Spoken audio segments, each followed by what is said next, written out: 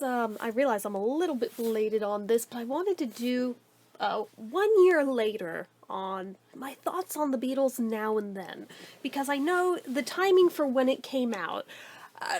There was a lot of factors that I wondered if they were clouding my judgment on how I felt about it, since, I mean, I know everybody is sick to fucking death about hearing about it, but it was like literally right after my dog died, so I was not in a mentally great headspace, emotional space, whatever space you want to look at it. When the song came out, my heart wasn't in it, wasn't in much of anything at that point in time. So I always kind of wondered, okay, maybe if I just, like, not think about it, I come back to it, I don't know, months, maybe a year later, maybe I'll feel differently about this song. And I can say, kind of, now that we're actually there, but not entirely, because some things I still stand by that I said a year ago, that I still feel today trying to listen to it. Now, I have noticed there is a difference in listening to just the song itself versus watching it with the video, because I've tried it both ways. I've also tried it in the context of Paul McCartney's live performances, where he does the song now, too. And I kind of have some varying opinions across the board in the different forms. If any of that makes any kind of sense for it being different, I don't know. The song itself, just in and of itself, I stand by what I said last year, that this still does not feel like a Beatles song to me. This feels like a solo Lennon song that, yeah, the other three might have kicked something out, but it's, at the end of the day, it's a John song. In my heart, in my head, it's a John song.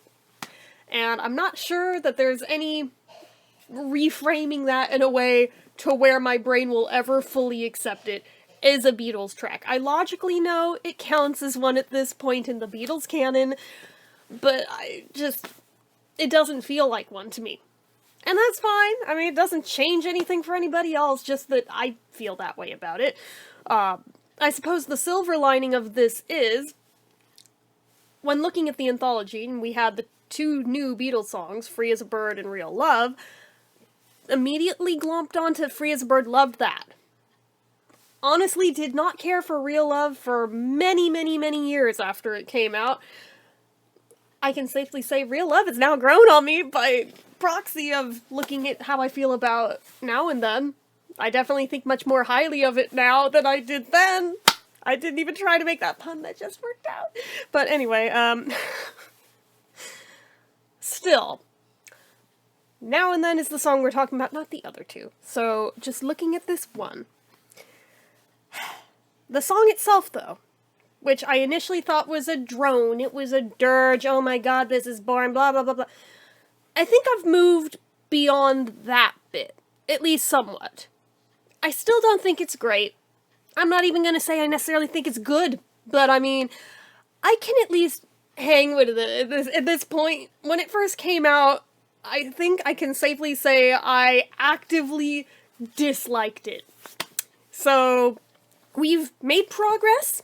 We've made progress in the right direction. Maybe give it another year, I might get to kind of lukewarm, maybe a little bit like it. I don't know. Like, I think the familiarity bias is important, because the more times you hear a thing, the more that it starts to trigger the dopamine release in your brain when you hear it, because it's something you know, it's something familiar, I mean, maybe this isn't the case for everybody. I know for me, it becomes a comfort thing with stuff the more that I watch or listen to a thing usually.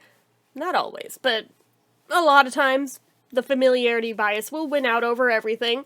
And this is why I have so many things that I've watched like literally hundreds of times, listened to hundreds of times. I mean, not just Beatles stuff, but I mean, I probably still hold a world record for watching Help, because I mean, easily over 800 times at this point, but again, neither here nor there. So, familiarity bias. It's a biggie. Just saying. Anywho,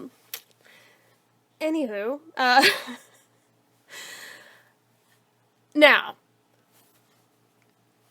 the sentiment of the song, I feel like it changes listening to it just on its own as a song versus comparing it to the actual music video. The song on its own, I mean, I can even say that I've now seen it used in a wedding at this point, and that actually, I'll be the first to admit, in that context, that is the first and only time so far I have ever gotten choked up at that song.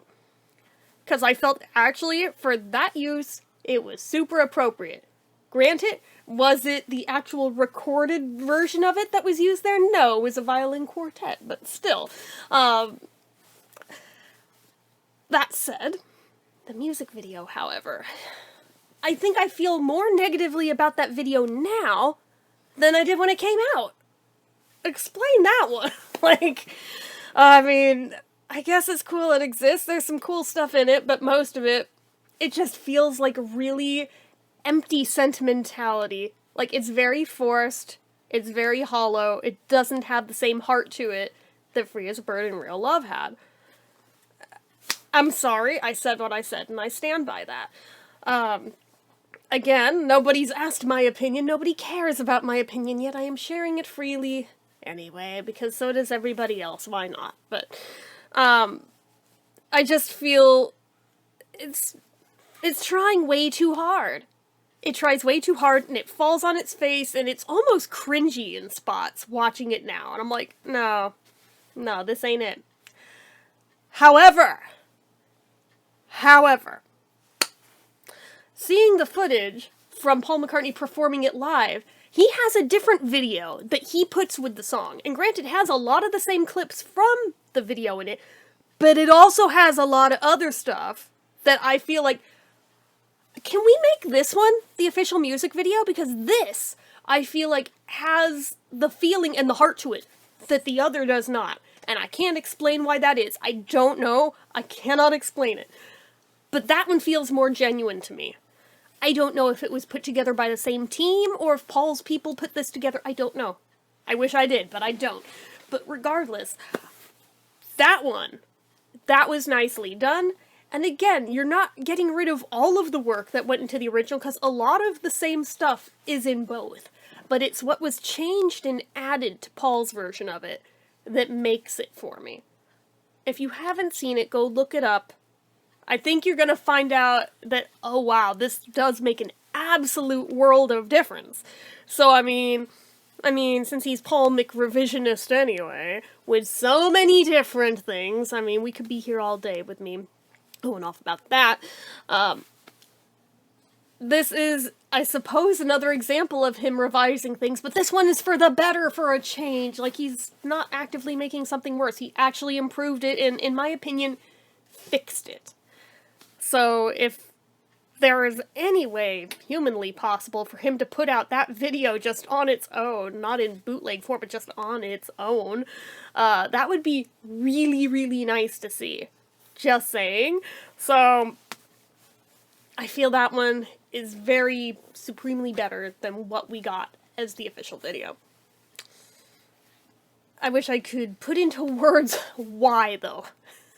I've tried to soul search this one with myself. It's why this didn't go up on the anniversary of Now and Then, because I was trying to figure out how to even explain this in a way that makes sense, but I can't. It just is. So I guess I can say that a subtle shift has been made in how I feel about it. I don't actively hate it. I'm still pretty neutral, though. I'm very lukewarm. Very lukewarm. I could easily take it or leave it on that song. I don't go out of my way to listen to it on purpose. I think this is the first I've gone out of my way to listen to it at all since it came out, was leading up to this video. So, again, a familiarity bias, it's not that familiar because I haven't gone back to it that many times, but I guess we've shifted the needle a little. Only time will tell how I feel about it in the long run. We'll see how I feel in a year from now. If it's the same, if it's shifted. If it's the same, I won't bother making a video. If it's shifted in any direction, I might make one. Otherwise, maybe I'll just wait till like the 5-year mark or something and check in again with it, and then maybe at the 10. Do we think YouTube's gonna be around longer than that? Probably not. But I mean, maybe. If it is, like, I suppose I could keep going after that, but Let's be real, it's the internet. Nothing lasts that long, hardly ever, so...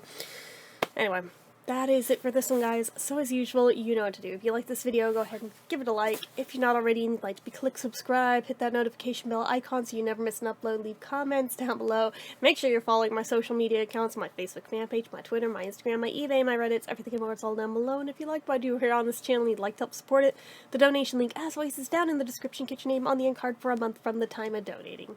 Anyway, guys, till next time, see ya.